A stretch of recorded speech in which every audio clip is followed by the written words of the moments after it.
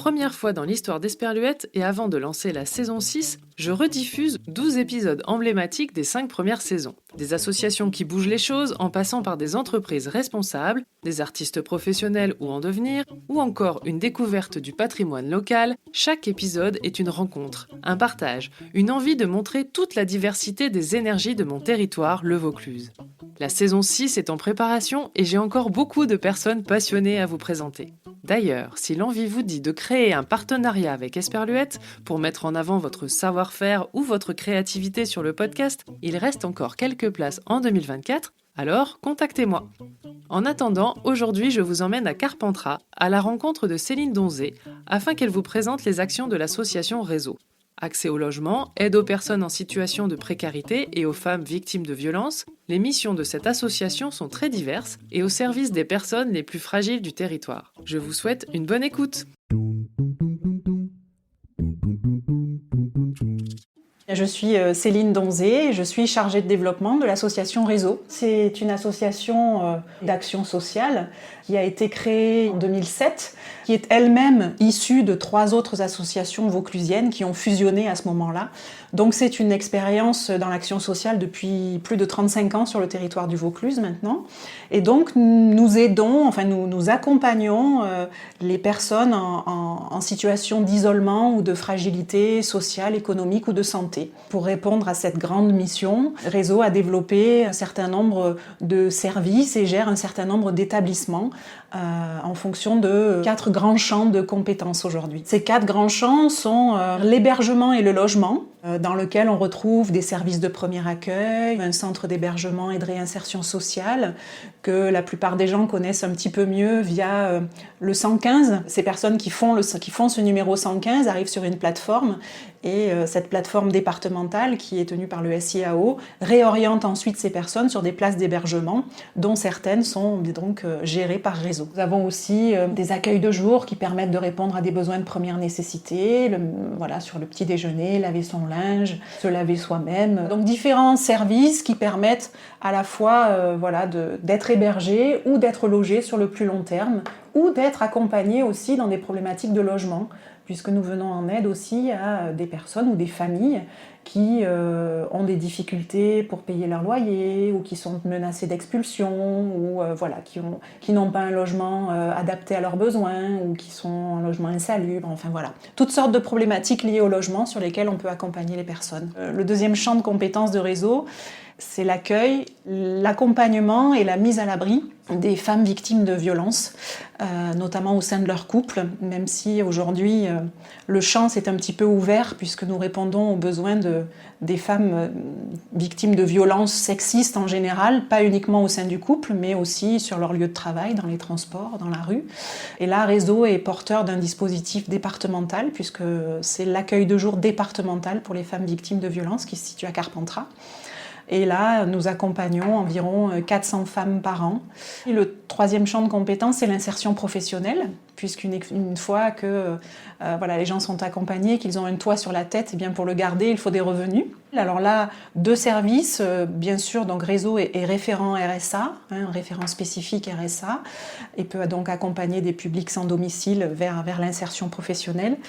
Et Réseau est également porteur d'un chantier d'insertion qui, pour les Carpentrassiens, est donc situé face à la porte d'Orange et qui s'appelle Histoire d'objets, qui embauche des personnes éloignées de l'emploi sur des contrats d'insertion. Et l'objectif du chantier, c'est donc de récupérer et de relooker des meubles, des objets déco et de leur donner une deuxième vie, un peu comme on peut aussi donner une deuxième chance, une deuxième vie à ces personnes qu'on accompagne. Ils font de même avec les objets et ils les vendent via la boutique qui est donc située au 23 boulevard du Nord à Carpentras. Dernier champ de compétences, Réseau est également organisme de formation. Alors là, au niveau national, et nous formons deux types de publics. Les professionnels, sur les thématiques liées justement aux violences faites aux femmes. On les forme donc à comment les repérer, comment les accompagner, comment les orienter, afin d'améliorer la prise en charge des victimes sur le territoire. Et nous formons également, nous intervenons en formation initiale, donc dans les instituts de formation ou dans les écoles, notamment par exemple avec l'IMF à Avignon, où nous formons les futurs travailleurs sociaux à ces problématiques, dans le cadre de leur diplôme.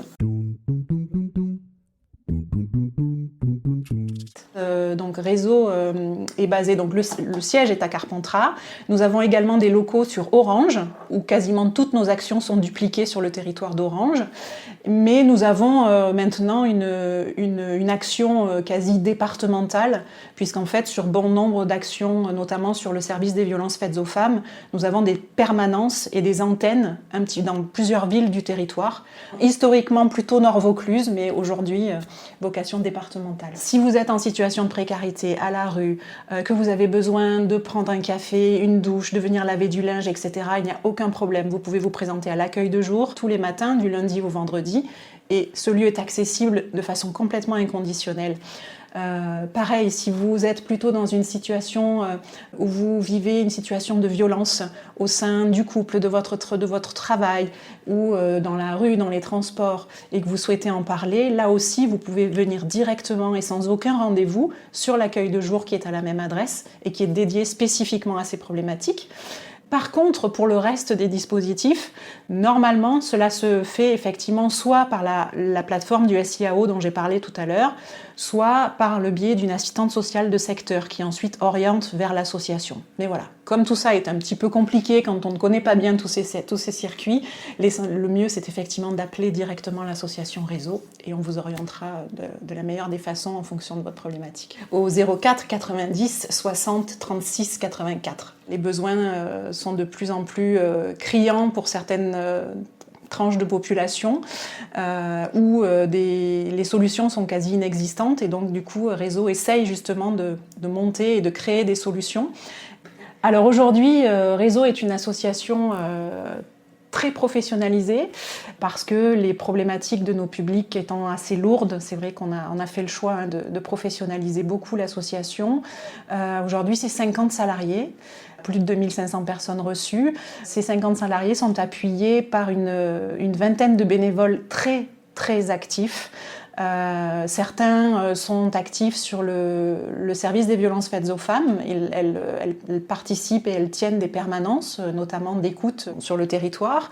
D'autres interviennent au sein des accueils de jour le matin. D'autres encore au sein du CHRS, enfin du centre d'hébergement et de réinsertion sociale. Et aujourd'hui, on a à peu près 80 adhérents sur le département. Pour venir un petit peu diversifier aussi et nous permettre de pallier la baisse de financement de certains financeurs publics aujourd'hui. L'association, bien sûr, est en recherche de fonds privés pour financer ses actions et donc ouverte à toute co-construction de projets avec une entreprise du territoire qui souhaiterait soutenir nos actions dans le cadre de sa politique RSE. On est ouvert effectivement à ce genre de collaboration et de partenariat sur le territoire. Ce qui permet en plus une défiscalisation, puisque Réseau est organisme d'intérêt général.